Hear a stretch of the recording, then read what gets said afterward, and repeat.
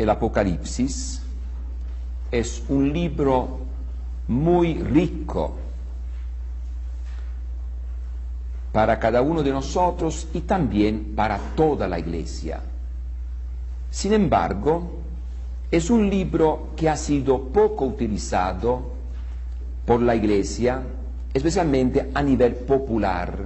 ¿Por qué?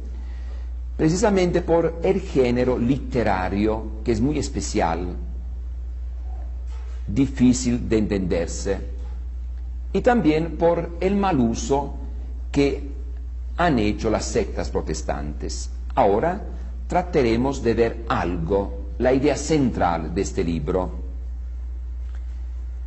Especialmente vamos a ver lo que se refiere a los ataques de las sectas contra la Iglesia Católica. Nombre: la palabra Apocalipsis quiere decir revelación. En efecto, Dios, mediante este mensaje, quiere revelar, es decir, quitar el velo, descubrir su plan acerca de la Iglesia. Autor: San Juan, el que escribió el cuarto Evangelio. Fecha: años 94-96. Situación: los cristianos que están dispersos por el vasto imperio romano se encuentran en una persecución. Antes el pueblo judío había perseguido a la Iglesia, ahora es el imperio romano. Finalidad: animar, alentar a los cristianos. Mensaje: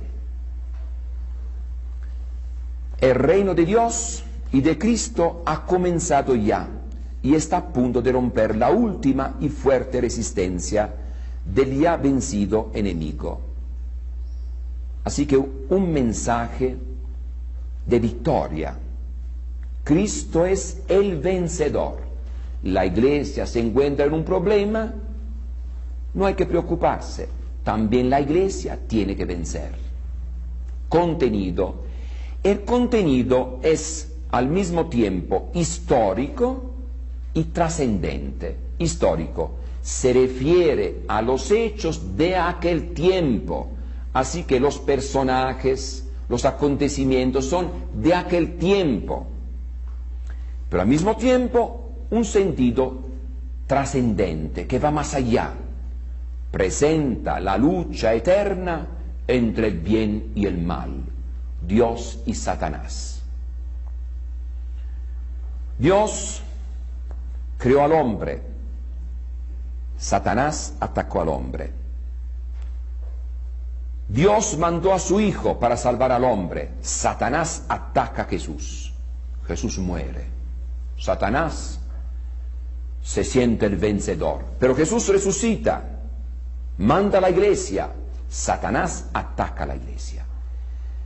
El Apocalipsis presenta el momento en el cual el imperio romano representa a Satanás en esta lucha contra la Iglesia. La pregunta es: ¿logrará Satanás, mediante el imperio romano, destruir la Iglesia de Cristo? La respuesta es no. Podemos recordar aquellas palabras que encontramos en Mateo 16-18. Los poderes del infierno no prevalecerán contra ella. Género literario apocalíptico es un género literario muy especial, donde se usan símbolos, imágenes. Por ejemplo, los personajes son presentados como animales, los acontecimientos como terremotos. También las cifras tienen un significado, los números. Lenguaje simbólico. Vamos a ver algunos símbolos brevemente. Estamos utilizando el libro Catolicismo y Protestantismo, página 130. Vamos a ver algunos símbolos. No voy a citar las partes del Apocalipsis porque serían muchas citas. Después podrán ustedes ver el libro. Cuerno, poder. Como los animales con los cuernos se defienden, así también cuerno, poder. Jesús tiene 7 ojos y 7 cuernos, tiene todo el conocimiento y todo el poder. Cabellos blancos, eternidad, pies de bronce, nadie lo echará abajo. Primero y último, Dios, alfa y omega, primera y última letra del alfabeto griego, Dios. Árbol de la vida, vida eterna, nombre nuevo, renovación interior, dragón, demonio, adulterio, prostitución, idolatría o inmoralidad sexual. Estrella de la mañana, Cristo, trono, el que está sentado en el trono es rey y juez. Amén, compromiso, romper los sellos, interpretar. Vírgenes, ajenos a la idolatría o a la inmoralidad sexual. Oro, riqueza, lago de fuego, infierno, corona, signo de dominio, realeza o victoria. Palmas, signo de victoria. Espada aguda, palabra de Dios que juzga y castiga. Alas, movilidad. Ojos, conocimiento. Cinturón de oro, signo de poder real. Mar, elemento malo. Fuente de inseguridad y muerte. Vestido blanco, señal de purificación. Vestido largo, signo de dignidad sacerdotal. Trompeta representa la voz de Dios. También los colores tienen un significado, como sucede también entre nosotros. Por ejemplo, la novia lleva el vestido blanco. Si se trata de una novia ya casada, que ya tuvo alguna experiencia por aquí y por allá, entonces no lleva el vestido blanco. Son señales, naturalmente. Se va a un funeral, vestido negro, no hay que confundir, no va a suceder que uno se va a casar, nunca ha visto la ciudad, vive en la montaña, se va a casar, va a comprar un vestido, a mí me gusta el vestido negro. Se va a casar con el vestido negro, el padrecito cuando sale de la sacristía y está viendo a la novia con el vestido negro, se desmaya.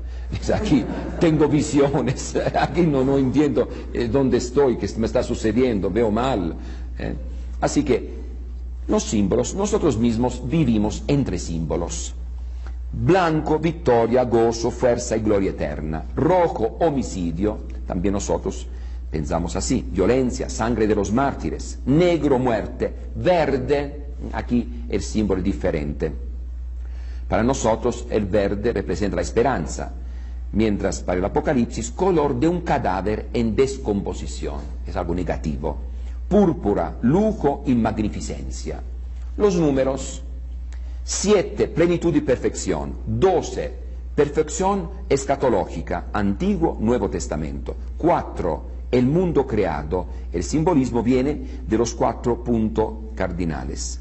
6, 7 menos 1, imperfección. 7, perfección. 6, algo que quiso llegar a la perfección y no pudo, no logró. 1000, gran cantidad. También nosotros decimos, te lo dije 1000 veces. Así dice la mamá cuando el niño pone la silla, va a buscar los dulces y se cae. Una buena paliza. Te lo dije 1000 veces que no tienes que poner la silla y buscar los dulces. Te caíste. ¿Cuántas veces se lo dijo? 1000 veces. 5 o 6 veces, alguna vez. Es una manera de expresarse. 3,5, la mitad de 7. Imperfección, sufrimiento, tiempo de pruebas y persecuciones. Es lo mismo que un tiempo, 2 tiempos y medio tiempo. 3 días y medio, 42 meses, 1260 días. Es muy importante conocer estos símbolos para poder interpretar el Apocalipsis. Nosotros decimos, bueno, ¿y cómo sabemos que de veras se interpreta de esta forma estos signos? Sabemos porque no es que existe solamente un libro apocalíptico, que es el Apocalipsis, no, es un género literario que se desarrolló desde 200 años antes de Cristo hasta 200 años después de Cristo, durante los tiempos de las persecuciones. Los judíos tuvieron problemas, fueron perseguidos y entonces inventaron este género literario, de manera que Entre los expertos, entre los del pueblo judío se entienden, pero los enemigos no entienden. Yo recuerdo, mi papá de vez en cuando gritaba contra aquel cochino desgraciado, mentaba al cochino, hablaba de un cochino. Y la gente me preguntaba a mí, ¿ustedes tienen cochino? Porque vemos que ustedes no tienen cochinos, nosotros vivimos en una ciudad donde tenemos el cochino. No, dije yo, no es así. Mi papá cuando dice cochino quiere decir el gobierno, el gobierno. Pero mi papá vivió bajo el fascismo, Mussolini. Si se decía una palabra contra el gobierno, palizas tremendas, cárcel. No se podía decir la verdad. Así que cuando hay gobiernos dictatoriales, gobiernos opresores, se utiliza todo un lenguaje que algunos entienden y otros no entienden. Y por eso todos estos símbolos, por ejemplo, cuando se habla, vamos a ver después, del Imperio Romano, la bestia. Si un soldado romano llegaba a tener en sus manos el Apocalipsis, empieza a leer y encuentra bestias, cosas. Dice, ¿de qué se trata de este libro? No, es un libro de cuentos, habla de bestias, habla de terremotos, bueno, no se entiende nada, no se entiende. Claro, los romanos no entendían, pero los judíos entendían, los demás entendían. Así que muchos libros se escribieron. Ahora, para entender el simbolismo hay que leer toda aquella literatura, no como hacen las sectas, leen solamente el Apocalipsis y cada quien interpreta a su modo, inventa el significado de los símbolos. Vamos a ver ahora, página 135, algunos símbolos, los más importantes, especialmente teniendo presente la mentalidad de las sectas, los ataques de las sectas. El Cordero es Cristo. El mismo San Juan habla del Cordero de Dios que quita el pecado del mundo. Está degollado y está de pie. Es Cristo muerto y resucitado. La mujer tiene dos significados. Número uno, el pueblo de Dios. Apocalipsis 12.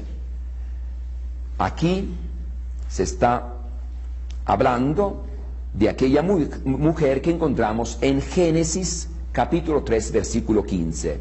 Haré que haya enemistad entre ti y la mujer, entre tu descendencia y la suya. Esta te pisará la cabeza, mientras tú te abalanzarás sobre su talón. Son los descendientes de la mujer Eva en la lucha contra los descendientes seguidores de la serpiente, que es el demonio. Otro significado, Roma, Roma imperial, Roma pagana, el paganismo de Roma. Y observé que esa mujer estaba ebria con la sangre de los santos y de los mártires de Jesús.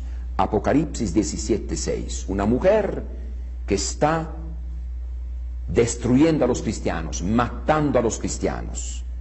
Que la gente entendida haga un esfuerzo. Las 7 cabezas son las 7 lomas en que la mujer está sentada. Apocalipsis 17:9. Entonces las sectas dicen, ¿listo? Aquí está la clave. ¿Cuál es esta ciudad que se encuentra sobre 7 lomas? Roma. ¿Visto? El Papa. Pero en aquel tiempo, cuando se hablaba de Roma, no se hablaba del Papa. El Papa era don nadie, nadie lo conocía, nadie sabía nada, algo insignificante. En aquel tiempo, al decir Roma, quería decir la capital del imperio, quería decir el emperador. Aquí se está hablando de la bestia como del perseguidor que está destruyendo a los cristianos. Basta conocer un poquito la historia de la iglesia. San Pedro, San Pablo, los primeros cristianos murieron mártires, muchos apóstoles. Y entonces, ¿quién mató a los cristianos? Los mismos cristianos se mataron. No, fue el Imperio Romano. Entonces aquí se está hablando del Imperio Romano. Aquí vemos la mala fe, la mala voluntad de las sectas. Mucha alabanza a Dios, muchos desmayos que conocen la palabra de Dios y a la mera hora inventan cosas, calumnian. La bestia, Apocalipsis del capítulo 13 al 19, se le concedió hacer la guerra contra los santos y vencerlos. Apocalipsis 13, versículo 7. ¿Quién hizo la lucha contra los santos? El Imperio Romano. Basta conocer la historia y las sectas. Es la Iglesia Católica que está persiguiendo a los que no son católicos, a los hermanos separados. ¿Ma dónde? Aquí se está hablando de aquel tiempo, de acontecimientos. El Apocalipsis no se escribió para los que viven ahora, sino para los que vivieron en aquel tiempo. Era un consuelo, una ayuda, una clave para resolver los problemas de los cristianos de aquel tiempo, como las cartas de San Pablo dirigidas a los cristianos de aquel tiempo, como los evangelios escritos para los cristianos de aquel tiempo. Claro que sirven también para nosotros. Aquí vemos la mala voluntad. Expertos, estudiantes de la Biblia, pero inventan todo. La segunda bestia o falso profeta, Apocalipsis 13, versículos del 10 al 18 y Apocalipsis 19, versículo 20. Esta aprovecha todo el poder de la primera bestia y está totalmente a su servicio. Se está hablando de las religiones orientales, que son apoyadas por el Imperio Romano y apoyan donde el emperador se consideraba Dios. En lugar de las religiones paganas de atacar esta ideología de Roma, al contrario, aceptan esta manera de pensar de los emperadores, del pueblo romano, del Imperio Romano, y sirven las religiones orientales para ayudar a sostener el imperio. Sirven para convencer al pueblo que el pueblo esté sometido al Imperio Romano. La estatua de la bestia, se le concedió hasta dar la vida a la estatua de la bestia, la cual puede hablar, y ha logrado que quienes no adoren esa imagen sean muertos. Apocalipsis 13:15. De hecho, en muchas partes había estatuas del emperador. Pero no solamente significa esto, sino también tiene un sentido simbólico. El mismo emperador, la estatua del emperador, significan la ideología romana, significan el paganismo romano, el poder romano. Así que los que adoran esta estatua, los que aceptan el poder romano, la ideología romana, el paganismo impulsado por Roma, estos vivirán tranquilos. Los que no aceptan, muerte. La marca de la bestia, Apocalipsis 13, versículos 16 y 17, ha logrado asimismo que a todos, grandes y pequeños, ricos y pobres, libres y esclavos, se les ponga una marca en la mano derecha o en la frente. Ya nadie podrá comprar ni vender si no está marcado con el nombre de la bestia o con la cifra de su nombre. Apocalipsis 13, versículos 16 y 17. Así que los que aceptan la ideología, el poder de Roma, recibirán como un pasaporte. Podrán circular, son auténticos ciudadanos romanos, con todos los derechos. Los que no aceptan la ideología romana, no adoran la bestia, esto, pena de muerte. Los que aceptan adorar la bestia recibirán una marca simbólica, en la mano o en la frente. Quiere decir, serán libres, no es una marca real. Bueno, sobre el problema de la marca, los adventistas del séptimo día han hecho su caballo de batalla. Cuando una vez estuve en Chiapas dando cursos, fue algo tremendo. Me decían que los adventistas habían escapado a la montaña, todos. ¡Cuidado! Llegará de Roma a poner la marca de la bestia. Huyan todos, y ellos rápido. Trucos, naturalmente, porque no querían que los adventistas escucharan mis conferencias, porque siempre hay gente curiosa y dice, vamos a escuchar, a ver qué dice. No, vayan a la montaña, todo huyendo a la montaña. Llegó el Papa, vayan, no vean la televisión, es la bestia que va a llegar. Me contaron de un adventista, una familia, de Villahermosa, con cierta curiosidad. Vamos a ver esta bestia que baja del avión, ¿cómo será un torete? ¿Cómo será esta bestia? Que cómo nos fueron a ver. Y cuando vieron el Papa, baja del avión, dando la bendición, llega allá, besa la tierra y todo. Y esta es la bestia.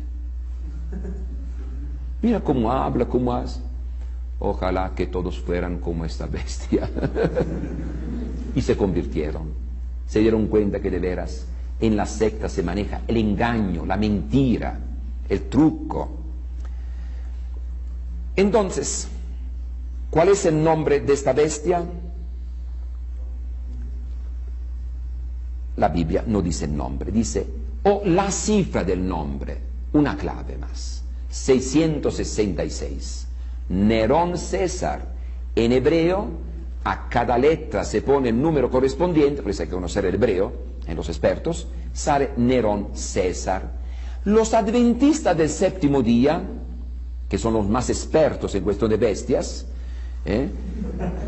han inventado que se trata del Papa, pero según ellos, con razonamientos. El Papa es Vicarius Filii Dei, vicario del Hijo de Dios. Han hecho la cuenta, sale 666. Aquí está la clave. Bueno, no conocen bien los números romanos, porque vicarius, la V y la I, igual a qué número? 6. Pero cuando tenemos IU, ya no es 6. ¿Cuánto es? 4. Entonces, no da. Segundo, San Juan, que escribió el Apocalipsis, lo escribió en griego. Él conocía el griego y conocía su lengua, naturalmente, el arameo, el hebreo, pero el latín no. Así que él no pensaba en latín, pensaba en su lengua, naturalmente, la lengua de los judíos, o el griego, que era la lengua oficial del imperio. No era el latín, era el griego. Tercero, nunca en la iglesia se utilizó esta expresión vicarius filii Dei, no existe, fue inventado por ellos. Así que ellos mismos inventan una expresión que nunca se ha utilizado y con esto inventan que se trata de algo que se refiere al Papa. Bien, la Iglesia Católica dijo siempre vicarius Christi, pero mucho tiempo después se empezó a utilizar la expresión vicarius Christi, pero no al tiempo de Jesús, no al tiempo de San Pedro, los primeros cristianos. Bien, esto es muy importante. De todos modos, la pedrada regresa a ellos mismos. Ellen Goodwhite, la cofundadora de los adventistas del séptimo día, si nosotros tomamos estas palabras, vemos el número correspondiente y sale 666. Ellos inventaron el truco y les cae a ellos la pedrada. Bien, 144.000, Apocalipsis 7 y 14, es el caballo de batalla de los testigos de Jehová. Solamente 144.000 testigos de Jehová, naturalmente, estarán en el cielo, en la gloria, con Cristo para reinar, para gobernar a los demás testigos de Jehová que se quedarán en la tierra. Bueno, aquí vemos realmente ignorancia total. Ojalá que ustedes realmente se preparen sobre esto, empiecen a dialogar con ellos. Mira, hermano, vamos a hablar de los 144.000. Entonces, número uno, se trata de cifra simbólica. 1000 significa gran cantidad, 12 plenitud. Entonces, el número 144.000 corresponde a 12 por 12 por 1000, quiere decir lo máximo. Lo encontramos dos veces en Apocalipsis, capítulo 7 y capítulo 14. Ellos mencionan solamente el capítulo 14.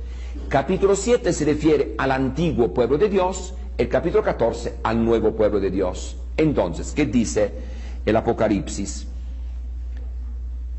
Toda la labor de Dios con su pueblo de Israel no fue una labor perdida, aunque Jerusalén fue destruida, de todos modos fue un éxito la labor que se hizo en el Antiguo Testamento. Muchísimos se salvaron.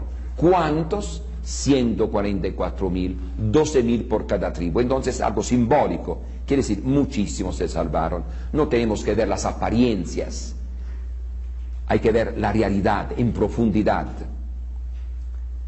Pero en el versículo 9, Apocalipsis 7, versículo 9 se dice, y después yo vi una cantidad enorme de gente que nadie podía contar. En el cielo, frente del trono, cerca del trono, delante del trono, una cantidad enorme que nadie podía contar, de toda tribu, lengua y nación. Así que del pueblo de Israel, muchísima gente se salvó, pero también de otros pueblos. Por ejemplo, los indígenas de México, por ejemplo, los romanos, los griegos, pueblos que no conocieron a Cristo, pueblos que no conocieron la ley de Moisés, vivieron según la ley natural, pero muchísimos se salvaron, una cantidad que nadie podía contar. Y los testigos de Jehová, 144.000, ni uno más ni uno menos, que ya están en el cielo desde el 1914, solamente faltan unos cuantos, 15, 20 muchachos a trabajar, porque les puede tocar a ustedes a trabajar, y así los lanzan a trabajar. Con esta ilusión un día podrán ser reyes para gobernar a los que están en la tierra. Gobernar con computador, naturalmente, que van a estar en el cielo, van a gobernar a los que están en la tierra, van a dar órdenes, ¿qué cosa van a hacer?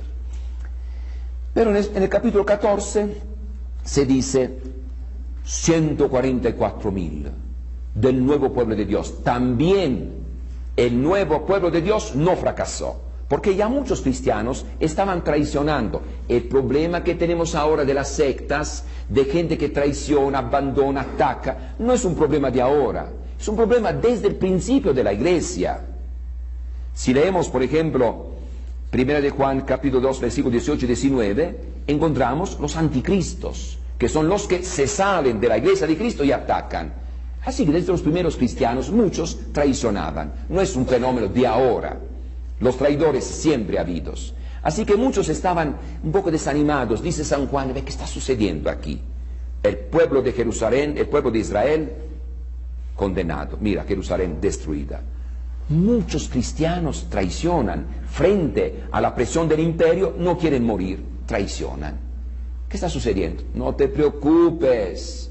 Muchos, muchísimos quedan fieles a Cristo. ¿Cuándo? 144.000. Son los primeros rescatados. Seguirán otros, muchísima gente más. Y los testigos de Jehová dicen, somos nosotros, estos 144.000. Pero ustedes no vivían en aquel tiempo. Ustedes no tienen vela en el entierro. Ustedes mismos sueñan que son ustedes, pero ustedes no tienen vela en el entierro. Babilonia, Apocalipsis 17, 18, capítulos 17 y 18. Alégrate cielo por su ruina, alégrense santos apóstoles y profetas, porque al condenarla a Dios les hizo justicia a ustedes. El paganismo de Roma cayó bajo la fuerza del cristianismo. En esta lucha entre el bien y el mal, el paganismo y el cristianismo, cayó el paganismo. Alegría, Babilonia. Babilonia, la prostituta, etcétera, son figuras del imperio romano pagano.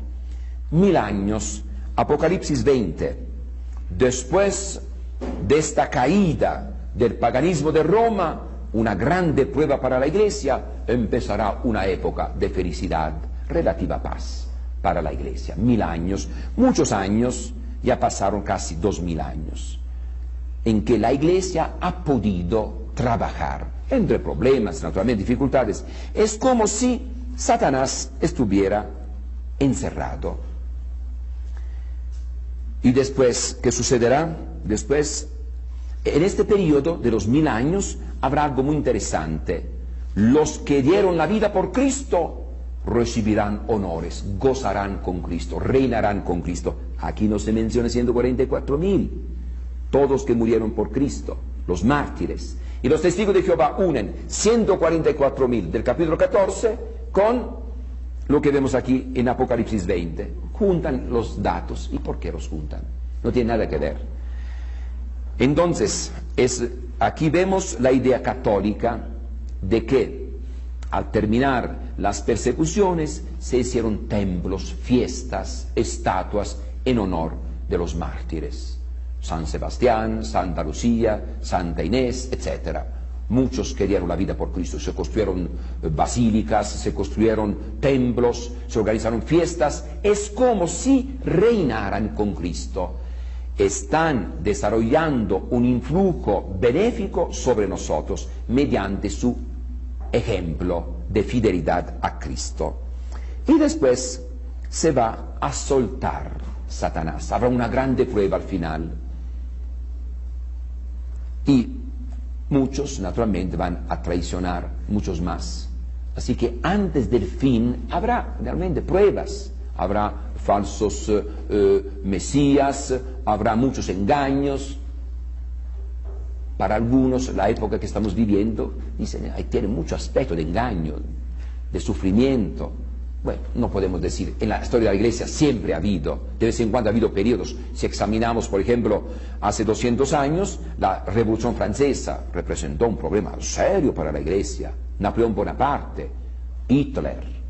Así que de vez en cuando, Stalin para el mundo oriental, grandes pruebas para la Iglesia. Polonia comunista, los católicos en qué grandes sufrimientos se encontraron en toda el área comunista, los católicos que se encuentran en China ahora. Así que siempre ha habido a lo largo de la historia grandes sufrimientos. Y después de esta grande prueba final habrá la segunda muerte, es decir, los que fueron infieles a Cristo no solamente soportarán la primera muerte, sino la segunda muerte, la condenación eterna. Mientras los que fueron fieles a Cristo irán con Cristo a gozar la nueva Jerusalén, la ciudad santa. Se presenta al pueblo de Dios en su etapa final, gloriosa, estando con Cristo. Conclusión.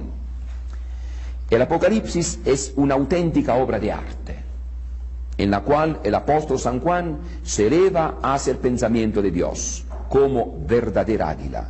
Su estudio es indispensable para cada cristiano que quiera profundizar el sentido de la historia en sus conflictos diarios y en su desenlace final. ¿Cómo va a terminar esta lucha? Dos obstáculos han impedido al católico su acercamiento: la dificultad propia del género apocalíptico y el mal uso hecho por las sectas protestantes que, utilizando mal los símbolos del Apocalipsis, tratan de asustar a los católicos. Mientras los que estudian, los que conocen, saben que el Apocalipsis es el libro que está en favor de la Iglesia de Cristo, que es la Iglesia católica. Es el libro que dice claramente, esta Iglesia que fundó Cristo va a tener problemas, pero va a llegar hasta el final. Por eso tenemos que utilizar el Apocalipsis, tenemos que conocer el Apocalipsis y dar el sentido auténtico a los símbolos. Cualquier persona de buena fe entiende inmediatamente que cuando se está hablando de bestia, de prostituta, se está hablando de alguien que está en contra de la Iglesia. No se está hablando de la Iglesia de Cristo, del Papa, el jefe de la Iglesia de Cristo, que atacan a los demás. No, son los enemigos de esta Iglesia que fundó Cristo que atacan a la Iglesia. El mismo San Juan no podía decir, él estaba sufriendo, no podía decir, mis compañeros me están atacando. ¿Ma quién metió a San Juan en la cárcel? ¿Que fue San Pedro? ¿Que fueron los demás apóstoles? No, fue el Imperio Romano. Y por eso es fácil entender para personas de buena fe. Pero las sectas son manejadas por hombres sin escrúpulos, que no tienen buena fe, y por eso tratan de engañar a la gente. Una vez superados estos obstáculos, seguramente el Apocalipsis llegará a convertirse en uno de los libros inspirados más queridos por todo creyente. Será el libro de la esperanza cristiana en un mundo tentador, en el cual la vivencia de la fe constituye un verdadero reto.